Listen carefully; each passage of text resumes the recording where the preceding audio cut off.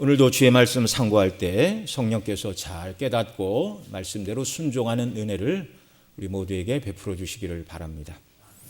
오늘 우리가 읽은 말씀은 구원받은 하나님의 백성들을 향하여 구원을 베푸신 하나님을 닮아 공의와 사랑을 실천하는 삶을 살아야 될 것을 가르쳐주고 계십니다.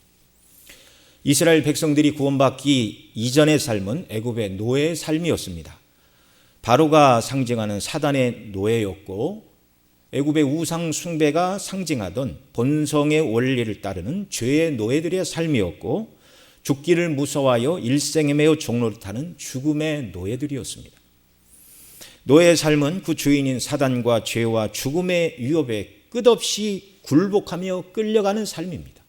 선과 의와 공의와는 상관없이 온갖 악과 불의와 죄를 짓는 것이 바로 죄의 노예된, 사단의 노예된, 죽음의 노예된 이스라엘 백성의 과거의 삶이었고 저와 여러분의 그리스도 믿기 이전에 그리스도 밖에서 삶이었다는 말입니다.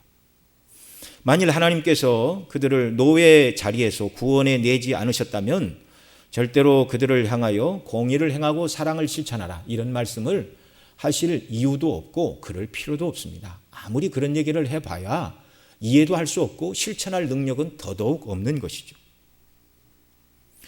우리가 지난주 그 앞주에 계속 살펴본 하나님의 백성으로서의 정결한 삶을 살아야 된다, 거룩한 삶을 살아야 된다라는 말씀도 마찬가지입니다. 구원해 주셨기 때문에 그런 사람으로 만들어 주셨기 때문에 이렇게 살아야 된다 이걸 말씀하는 것이지 괜히 하나님께서 지키지도 못할 엄하고 두려운 율법을 주셔서 우리를 지옥에 보내시는가? 그렇지 않습니다.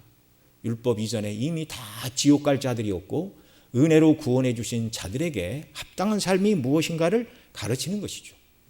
물론 그대로 100% 살 수 있는 사람은 없습니다. 아직 몸의 완전한 구원이 이루어지지 않았기 때문이죠. 그러나 늘 하나님 바라보고 의지하고 오늘 우리는 성령의 도우심 가운데 이 삶을 실천하기를 애쓰며 수고하다가 하나님 나라에 우리가 들어가야 하는 것이죠.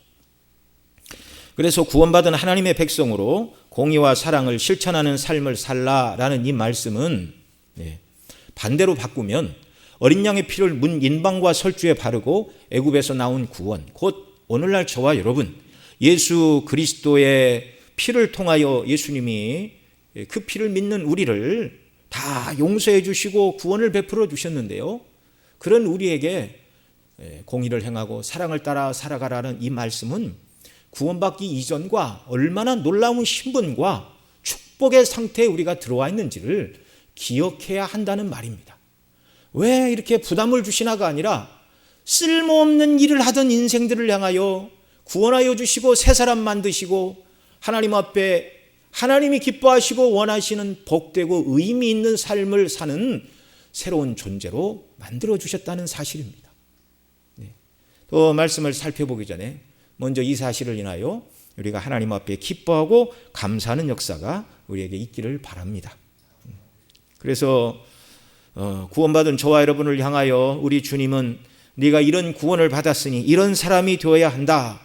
이게 특별히 산상수훈과 또 이 복음서에 주님이 우리가 어떻게 살아야 되는지를 말씀해 주셨고 또 이 복음 진리를 깨달은 신학의 사도들은 서신서들을 통하여 서신서 내용이 앞부분은 우리가 받은 구원의 교리를 설명하고 이제 특별히 이제 바울 사도가 쓴 서신이 대부분 그러한데요. 앞부분에는 우리가 어떻게 구원받았는가 구원의 교리를 말하고 그 뒤에 가서는 그런 은혜를 받았으니 어떻게 살아야 되는가 이걸 계속 강조를 하고 있습니다.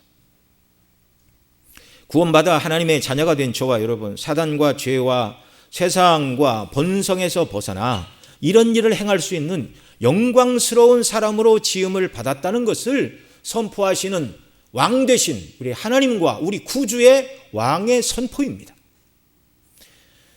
그래서 이런 말씀을 들을 때 우리가 정말 얼마나 존귀한 자로 새롭게 지으심을 받았는지 이걸 생각해야 되고 성경이 말하는 삶이 내가 그대로 살아내야 되는 나의 사명 선언문이다. 그렇게 이해를 해야 하는 것입니다.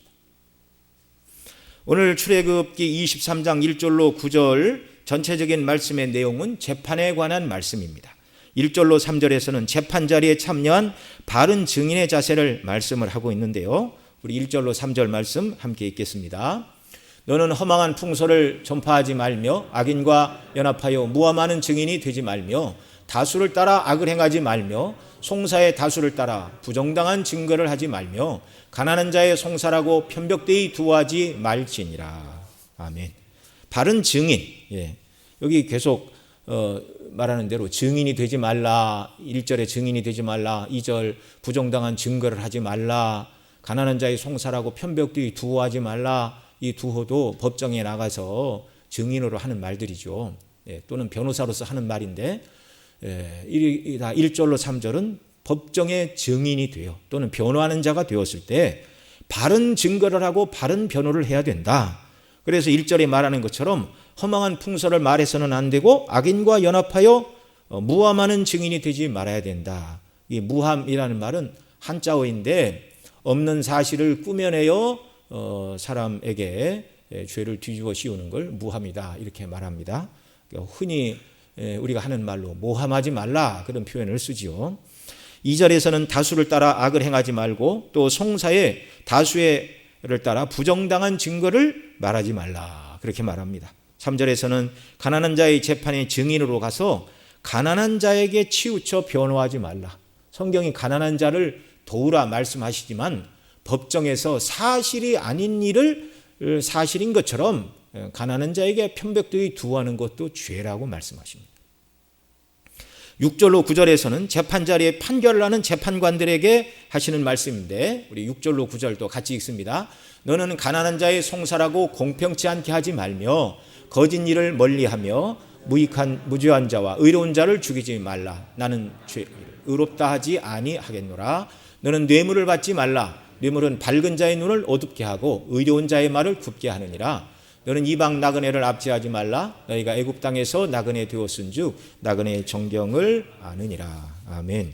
자, 재판관이 해야 될 일은 6절에서는 가난한 자의 송사라고 공평치 않게 불이익을 주지 말라. 3절에서는 가난한 자라고 두어하지 말라고 하셨다면 여기 6절에서는 가난한 자의 송사라고 공평하지 않게 불이익을 주지 말라 그렇게 말합니다. 7절에서는 거짓 일을 멀리하며 무죄한 자와 의로운 자를 죽이지 말라. 이 법정에서 잘못된 판결을 내리면 이런 일이 있는 것이죠. 무죄한 자, 의로운 자를 죄 있다 하면 이건 명예살인이 되는 것입니다. 근데 하나님은 말씀하시죠. 이렇게 하지 말라. 그 이유가 무엇이죠? 나는 악인을 의롭다 하지 않겠노라. 그러니까 정말 거짓을 가까이 하고 무죄한 자와 의로운 자를 죽이는 그런 일들을 하나님은 악인이 하는 행실이다 이렇게 정의하고 계신 것입니다. 그리고 8절에서는 뇌물을 받지 말라고 하시죠. 뇌물을 받게 되면 밝은 자의 눈이 어두워지고 의로운 자의 말을 굽게 하기 때문이다. 그래서 절대 재판관은 뇌물을 받아서는 안 된다 분명히 말합니다. 그리고 9절에서는 이방 나그네를 압제하지 말라. 너희가 애굽 땅에서 나그네가 되지 않았었느냐. 나그네의 정경을 너희가 잘한다. 이 9절 말씀은 언뜻 보면 재판과 상관없어 보이고 또 이미 앞에 우리가 살펴본 22장 21절에도 보면 너는 이방 나그네를 압제하지 말며 그들을 학대하지 말라라고 이미 말씀을 해 주셨습니다. 그래서 왜 이 말씀이 여기 반복이 또 들어가 있는가 이렇게 느껴질 수 있겠습니다. 그러나 뒤에 가서 더 말씀을 드리겠지만 오늘 본문 9절에서 이방 나그네를 압제하지 말라는 것은 이방인들이 그 본토인들에 비해서 힘이 없죠. 아는 사람도 없고 법도 잘 모르고 그러한 때에 재판 자리에서 그들에게 불이익을 주지 말라는 말씀입니다. 세 번째로 4절로 5절 말씀은 재판과 상관없어 보이는 말씀처럼 보입니다. 우리 4절 5절 같이 읽습니다. 내가 만일 내 원수의 길 잃은 소나 나귀를 만나거든 반드시 그 사람에게로 돌릴지며 내가 만일 너를 미워하는 자의 나귀가 짐을 싣고 엎드러짐을 보거든 삼가 버려두지 말고 그를 도와 그 짐을 부리울지니라. 아멘. 이게 4절에서는 원수의 길 잃은 소나 나귀를 만나면 반드시 그 사람 집에 그 소와 나귀를 끌어다 주어야 한다. 5절에서는 너를 미워하는 자의 나귀가 짐을 싣고 무거워 엎드러져 쓰러져 있는 것을 보거든 그를 도와서 짐을 부리고 나귀를 살려야 된다. 이렇게 말씀하고 계십니다. 재판자리의 증인 그리고 재판자리의 재판관이 어떻게 해야 하는가를 앞뒤로 말씀하시는 이 중간에 원수와 미워하는 자에게 사랑과 공의를 따라 행해야 된다, 이걸 말씀하고 있죠. 그러니까 바른 재판의 증인이고 재판의 바른 재판관이 되어야 될 뿐만 아니라 그런 공의와 사랑을 충족하는 삶을 살아야 된다는 것입니다.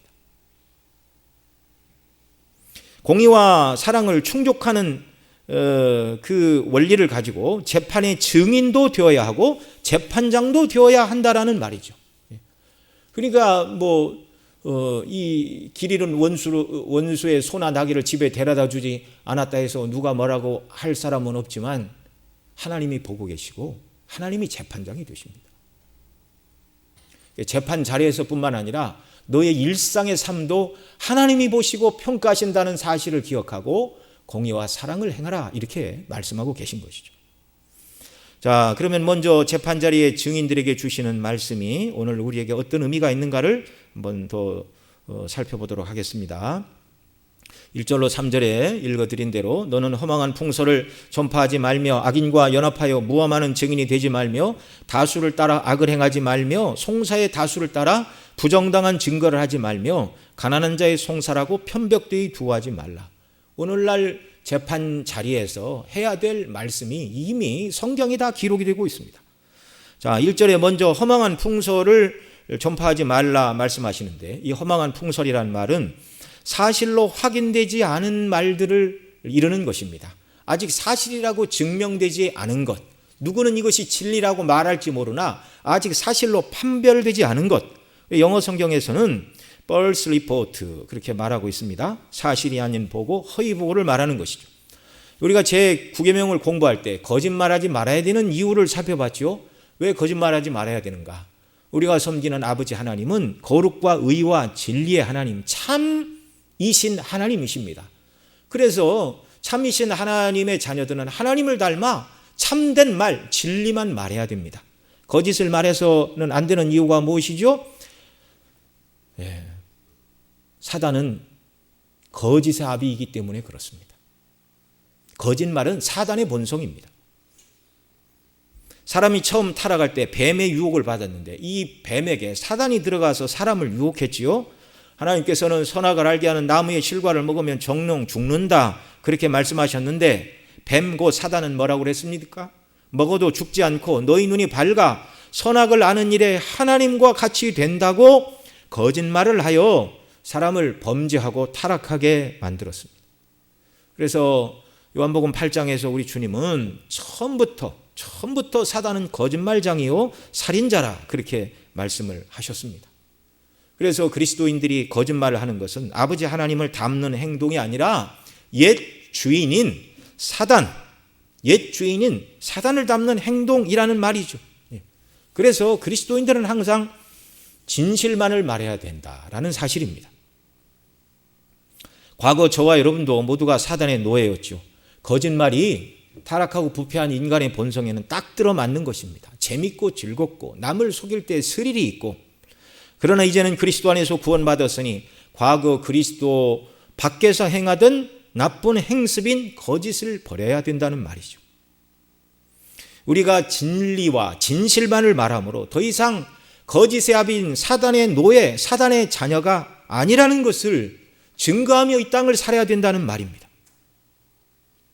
하나님 아버지와 우리 주님 진리의 성령께서는 조금도 거짓이 없으십니다. 하나님께서 말씀하신 성경만이 참 진리입니다. 그래서 우리는 늘 하나님의 말씀에 귀를 기울여야 되고 하나님의 뜻을 따라서 진실을 말하고 아버지를 닮아야 하는 것이죠. 여러분, 사람들이 거짓말을 하는 이유가 무엇이죠? 혹시 내가 진실을 말하면 손해를 보고 불이익을 당하지 않을까라는 마음에서 진실보다는 거짓을 말하는 경우가 있는데, 여러분 믿으시기 바랍니다. 우리가 진실을 말해도 당장은 손해보는 것 같지만 손해가 아니고 진리의 하나님이 우리를 지켜보시고 이런 성도의 삶을 지지하시고 궁극적으로 복되게 하심을 믿으시기 바랍니다. 진리이신 하나님의 자녀들이에요. 그래서 허망한 풍설을 전파하지 말아야 되고 악인과 연합하여 무함하는 증인이 되지 말아야 됩니다. 없는 사실을 꾸며 남을 어려운 지경에 빠지게 하는 이런 일들을 해서는 안 된다는 말이죠. 그리고 2절에서는 다수를 따라서 악을 행하지 말며 송사의 다수를 따라 부정당한 증거를 하지 말라 이렇게 말합니다. 여러분, 여러 사람이 다수가 가는 길에 혼자 그것을 따르지 않는다 그러면 사람들에게 눈총을 받게 되어 있습니다. 저 사람은 왜 저래? 핍박이 다르게 되어 있습니다. 그래서 사람들 눈에 이렇게 띄어서 눈총과 손가락질을 당하지 않으려고 그냥 침묵하고 다수가 가는 편한 길을 가고자 하는 것이 사람의 마음인데 절대로 재판 자리에서는 그래서는 안 된다는 것입니다.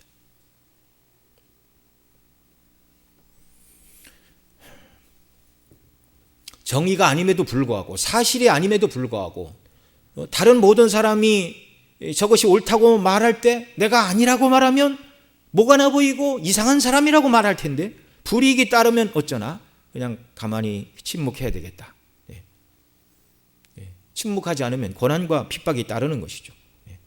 여러분, 우리가 여러 사람이 가는 넓은 길로 가는 것이 옳은 길이라면 당연히 가야 되죠. 그러나 그것이 옳은 길이 아니라면 기꺼이 하나님의 뜻대로 진리를 말하는 것을 택해야 됩니다.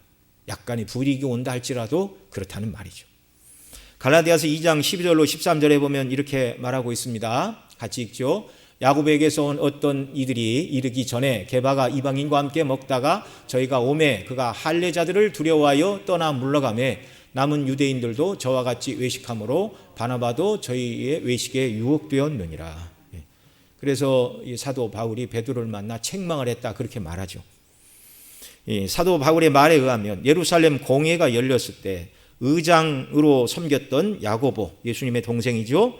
야고보로부터 유대인들이 찾아왔을 때 베드로 사도가 이방인들과 함께 음식을 먹다가 할례자들이 온다는 소식을 듣고 그 자리를 급히 떠났다는 것입니다. 왜냐하면 할례자들이 할례 안 받은 이방인과 베드로 사도가 함께 식사를 하는 것을 보고 왜 무할례자와 함께 식사를 합니까? 라고 이런 책망의 말을 할까 봐 두려워 외식했다 그 말이죠. 그러자 남은 유대인들과 바나바마저 바나바의 외식에 유혹되었다 이렇게 말하고 있습니다. 죄가 아님에도 불구하고 할례자들의 책망을 받을까 봐 이 베드로 사도도 두려워했다 그 말이죠. 이런 말을 들을 때 우리가 베드로 사도도 연약한 사람이었네 그렇게 생각을 하는 것이 아니라 사람은 누구나 연약에 빠질 수 있다는 것을 알아야 되고 사도마저 그랬다면 나는 얼마나 더 연약한가 이걸 생각하고 하나님의 뜻과 믿음으로 살기를 애써야 된다는 사실을 우리가 기억을 해야 됩니다. 보통 사람은 무리에서 튀지 않으려고 무진애를 쓰죠. 무리와 다르다고 생각이 들면 이게 공격을 받기 때문에 그런 것이죠.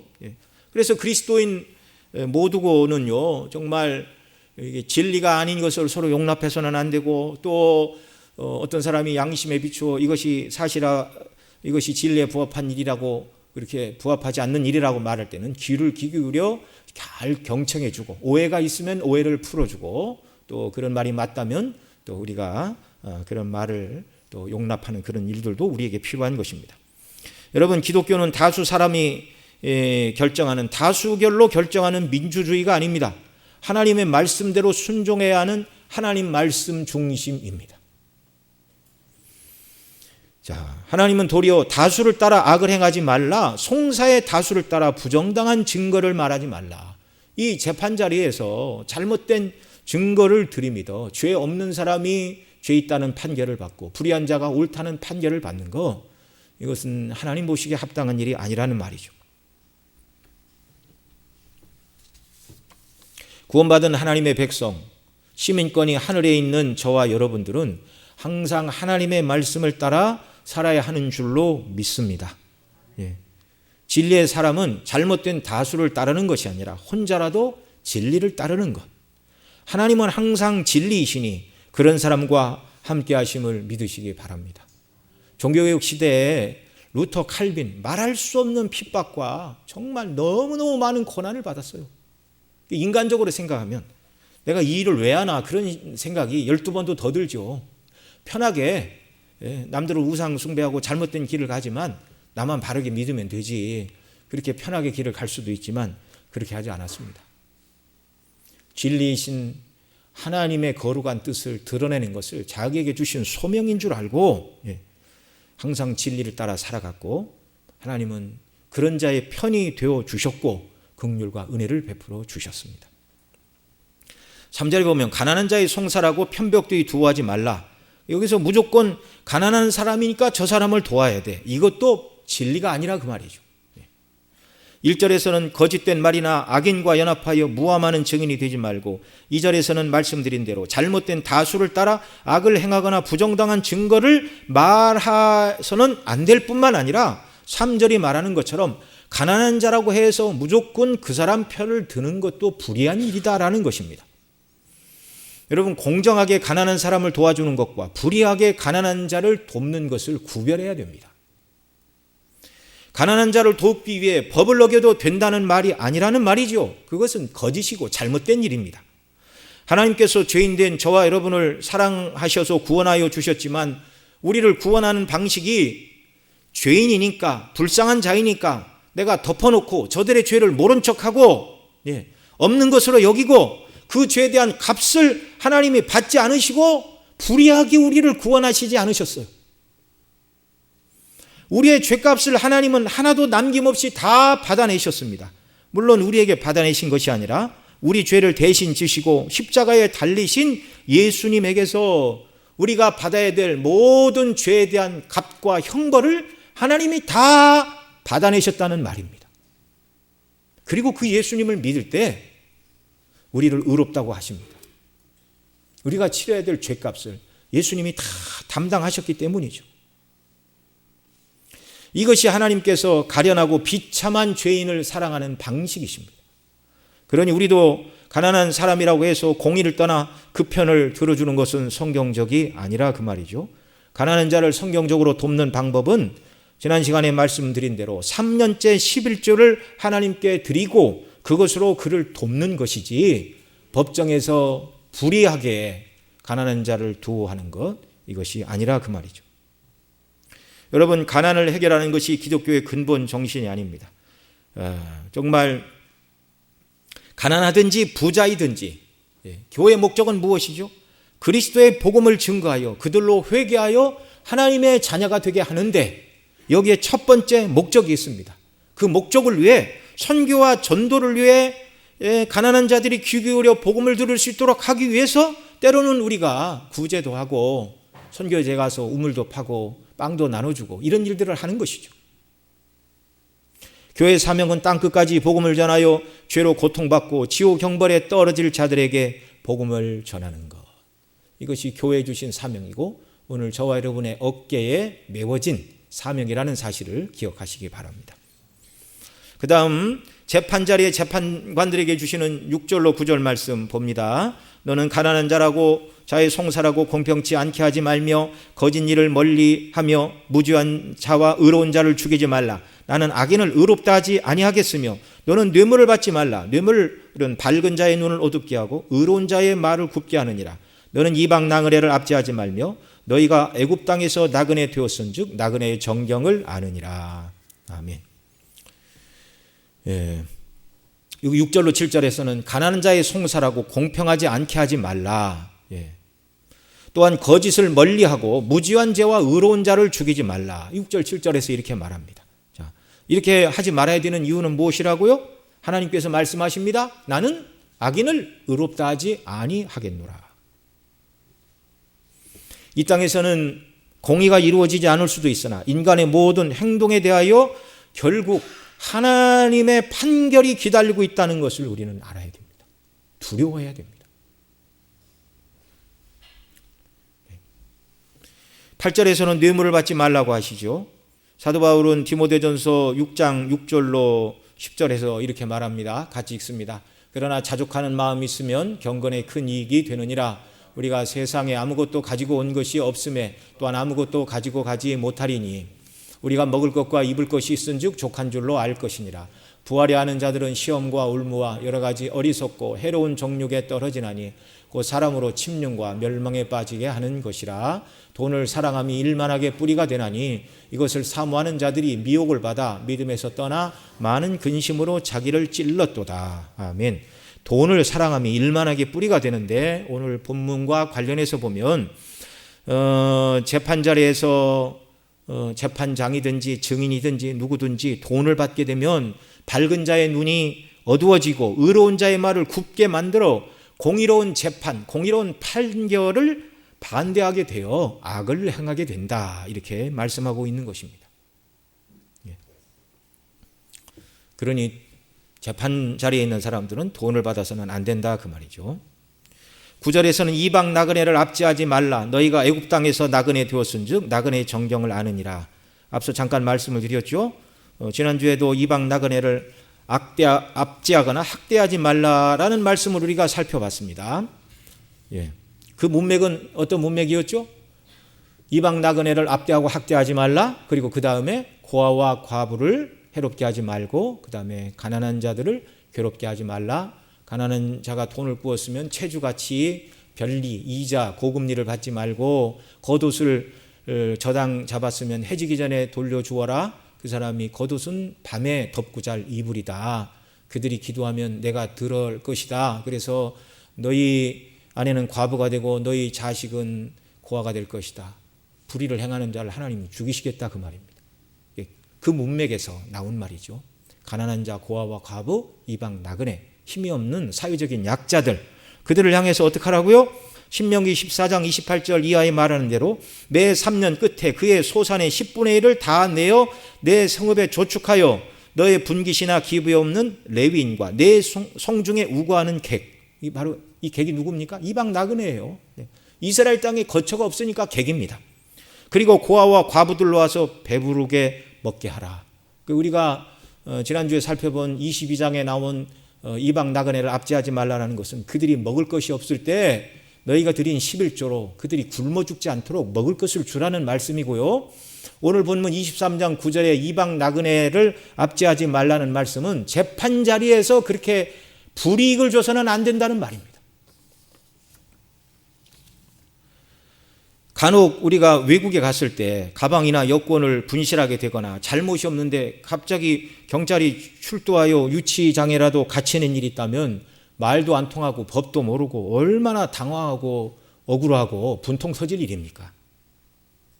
간혹 선교사님 이야기를 들어보면 어느 날 선교센터에 경찰이 찾아와 이곳저곳을 뒤지다가 불법 물품이 나왔다. 그리고 경찰서로 데리고 가 몇 날 며칠을 조사를 한다는 것입니다.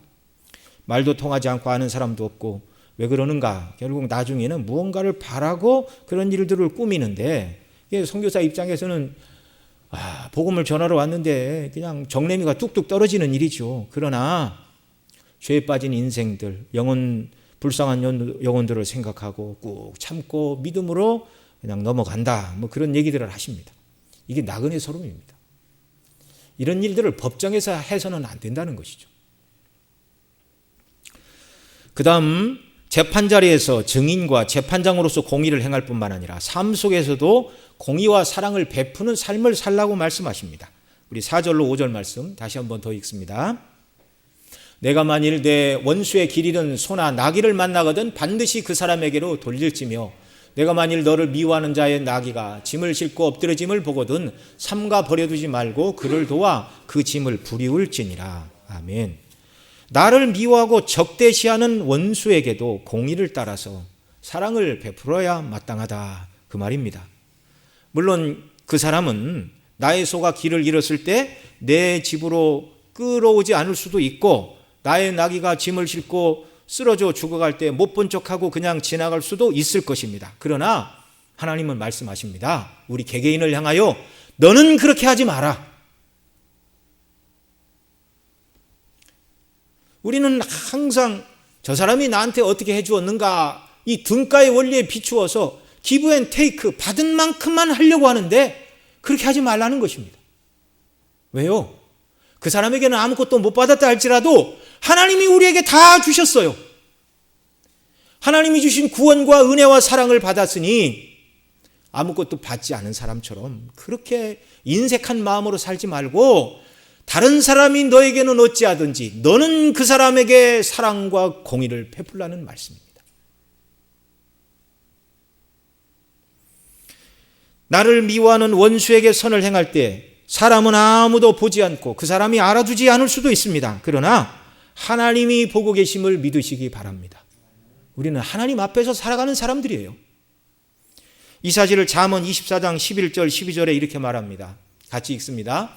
너는 사망으로 끌려가는 자를 건져주며 살육을 당하게 된 자를 구원하지 아니치 말라. 내가 말하기를 나는 그것을 알지 못하였노라 할지라도 마음을 저울질하시는 이가 어찌 통찰하지 못하시겠으며 내 영혼을 지키시는 이가 어찌 알지 못하시겠느냐. 그가 각 사람의 행위대로 보응하시리라. 아멘. 법정에서 기억이 안 납니다. 나는 모릅니다. 못 봤습니다. 사람의 마음을 재판장이 꿰뚫어 볼 수 있나요? 알겠습니다. 가십시오. 그럴 수 있죠. 그런데 하나님 말씀하십니다. 뭐라고 그러십니까? 나는 그것을 알지 못하였노라 할지라도 마음을 저울질하시는 이가 어찌 통찰하지 못하시겠으며 내 영혼을 지키시는 이가 어찌 알지 못하시겠느냐. 여러분, 우리는 깜깜한 밤 아무도 없을 때 행하는 행동은 아무도 보지 못했을 것이라 생각하시지만 우리 하나님은 우리가 땅 속에 100m 땅굴을 파고 들어가서 거기서 무슨 생각을 하고 무슨 말을 하고 무슨 행동을 했는지도 하나님은 다 보고 계시고 알고 계심을 여러분 믿으시기 바랍니다. 하나님 앞에 아무것도 속일 게 없어요.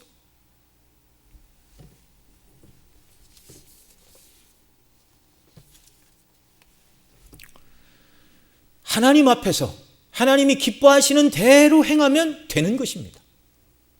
이게 코람 데오의 삶입니다. 하나님 앞에서. 여러분, 하나님 앞에서 살아가는 것은요, 하나님께서 창세기 17장에 보면 너는 내 앞에서 행하여 완전하라 그렇게 말씀하시는데요. 하나님은 말씀을 하십니다. 그리고 그 말씀대로 살아가는 자들을 향하여 얼굴을 향하시고 그 말씀대로 행하는 자들에게 하나님이 그들의 심령을 살피시고 그들을 사랑하심을 믿으시기 바랍니다. 그러니까 하나님 앞에서 살아간다 그 말은요, 하나님 앞에서 살아간다 코람 데오 그 말은 하나님 앞에서 외식으로 살아간다는 것이 아니라 하나님을 경외하는 마음으로 모든 일을 행하고 살아간다라는 말입니다.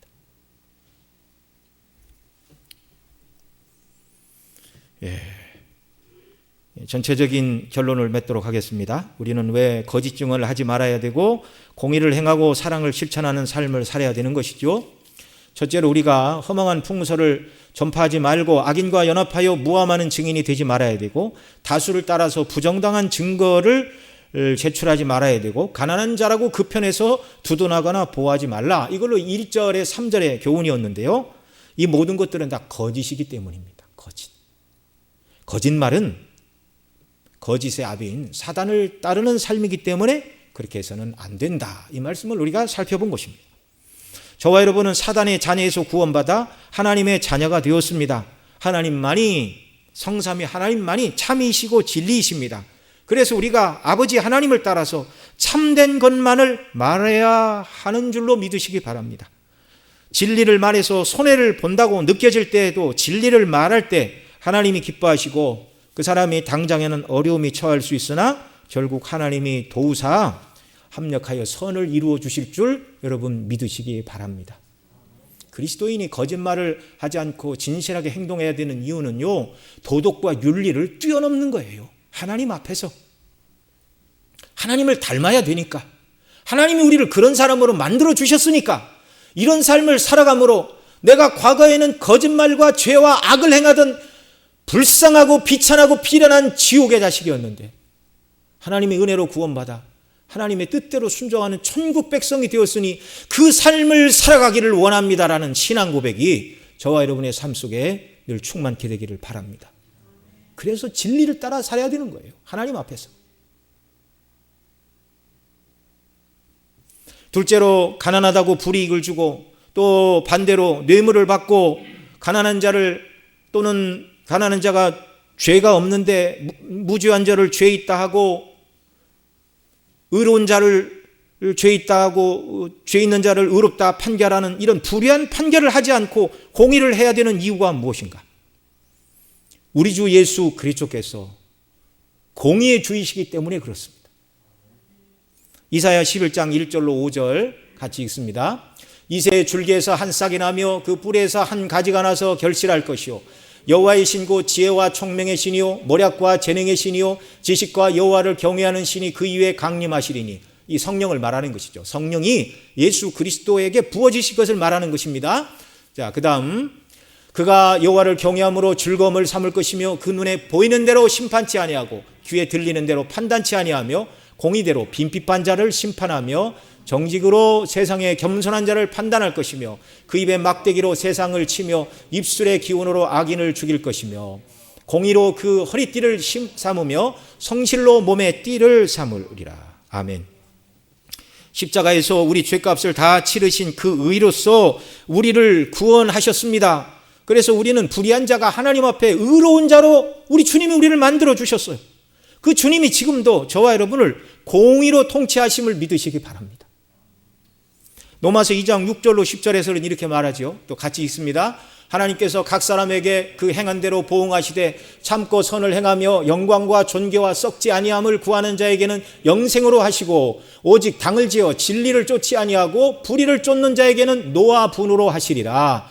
악을 행하는 각 사람의 영에 환난과 공고가 있으리니 첫째는 유대인에게요 또한 헬라인에게며 선을 행하는 각 사람에게는 영광과 존귀와 평강이 있으리니 첫째는 유대인에게요 또한 헬라인에게로다. 아멘. 오늘도 우리 주님이 이 공의로 이 땅을 통치하고 계심을 믿으시기 바랍니다. 불의한 자가 권세를 받고 힘을 쓰는 것 같지만 반드시 하나님의 공의의 심판의 칼날이 가까이 있음을 알아야 됩니다. 뿐만 아니라 장차 새하늘과 새 땅에서 그리스도께서는 완전한 공의의 통치를 행하실 것인데 저와 여러분이 기꺼이 하나님 나라에 들어가서 공의의 통치에 조금도 거스리지 않고 공의대로 통치하는 것이 조금도 불편하지 않고 즐겁고 기쁘게 그 공의에 순종하며 하나님께 영광을 돌리며 살아가게 될 것입니다. 그러니 오늘 우리가 여기서 아버지 하나님과 주 예수 그리스도를 닮아서 공의를 실현하는 삶을 살아야 하는 것입니다. 그게 셋째로 결론을 내릴 때 내가 나를 원수로 여기고 나를 미워하는 자가 내 소를 내 집에 끌고 오지 않고 내 나귀가 쓰러져 죽어갈 때 돕지 않는다 할지라도 나는 그렇게 해야 된다라고 말씀을 드렸는데요. 그렇게 해야 되는 이유가 무엇이죠? 하나님 아버지와 우리 주 예수 그리스도께서 원수된 저와 여러분을 먼저 사랑하사 자녀 삼아 주셨고 우리 주님은 저와 여러분을 정결한 그리스도의 신부로 삼아 주셨습니다. 로마서 5장 10절에서 이렇게 말합니다. 같이 읽습니다. 곧 우리가 원수 되었을 때 그 아들의 죽으심으로 말미암아 하나님으로 더불어 화목되었은즉 화목된 자로서는 더욱 그의 살으심을 인하여 구원을 얻을 것이니라. 아멘. 원수된 저와 여러분에게 하나님이 은혜를 베풀어 주셨어요. 사람 사이에 원수가 뭐 별겁니까? 그냥 약간의 오해, 조금 뭐 톤이 높은 말 뭐 이런 거 가지고 털어줬고 내가 언제 밥 샀는데 얻어먹기만 하고 안 사주더라 뭐 이런 시시한 거 아닙니까? 별것도 아닌 것 같고 사람들은 원수가 돼요. 그런데 저와 여러분이 그리스도 밖에서 하나님의 원수였습니다. 하나님의 원수는요 인간 사이에 조금 사이가 틀어진 것과 격이 다른 거예요. 왕이신 하나님을 모반하는 죄입니다. 이 원수들은 영원토록 거듭거듭 말씀드리지만 영원토록 지옥에서 하나님의 의분이 계속 내려지는 거예요. 영원 무궁토록. 이런 원수를 위해서 하나님이 우리를 사랑하사 아들을 내어주셨고 우리에게 쏟으셔야 될 원수에게 원수 갚으셔야 될 원한을 그리스도의 십자가에서 하나님이 다 진노를 쏟아부으시고 원수된 저와 여러분을 자녀 삼으시고 그리스도는 저와 여러분을 정결한 신부로 삼으시고 다시 오시면 어린 양이 혼인잔치를 열어 즐거움의 잔치로 저와 여러분을 초대하겠다. 이렇게 말씀하고 있지 않습니까? 이 사랑 때문에 하나님의 원수인 저와 여러분이 하나님의 아들의 주의를 얻게 되었고 하나님과 평강을 누리고 천국 소망 가지고 살아가는 것이죠. 이 생각을 하면 세상에 나를 미워하고 오해하는 사람들은 아무것도 아닙니다.